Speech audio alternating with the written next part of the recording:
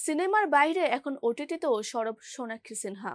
Web series দাহার দিয়ে ব্যাপক প্রশংসা কুড়ানোর পর সর্বশেষ সঞ্জয় লীলা বানসালের হীরা মান্ডিতে ভূয়সী প্রশংসা কুড়িয়েছেন এই বলিউড অভিনেত্রী। অভিনেত্রী হিসাবে বেশ ভালোই জনপ্রিয়তা পেয়েছেন, তবে দীর্ঘ ক্যারিয়ারে যতটা চেয়েছিলেন ঠিক ততটা পরিচিত পাননি তিনি।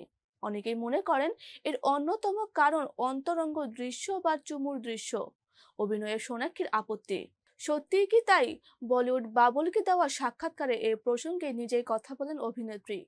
দাবাং দিয়ে ক্যারিয়ার শুরু, এরপর বিভিন্ন ধরনের সিনেমা করছেন সোনাক্ষী। তবে পর্দায় তাকে কখনোই অন্তরঙ্গ দৃশ্য দেখা যায়নি, চুম্বন দৃশ্যও করেননি। এমনকি পর্দায় নিজের পোশাক কি হবে তা নিয়েও বরাবরই সচেতন তিনি। যেমন সোনাক্ষীকে কখনো বিকিনিতে দেখা যায়নি। অনেকে মনে করেন এসব কারণে অনেক চরিত্রই তার হাতছাড়া হয়েছে।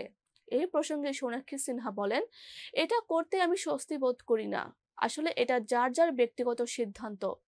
এই ধরনের দৃশ্য অভিনয় না করেও আপনি কাজ করে যেতে পারেন। শিল্পী হিসেবে আপনার যদি কোনো কিছুতে অস্বস্তি হয় সেটা এড়িয়ে যেতে পারেন। আমি এটাই করি। বিয়ের পর কিছুদিন কাজ থেকে বিরতি নিয়েছিলেন সোনাক্ষী। চলতি বছর তার অভিনীত Nikita Roy and the book of darkness সিনেমাটি মুক্তি পাওয়ার কথা। শুটিং শেষে সিনেমাটি এখন সম্পাদনার টেবিলে।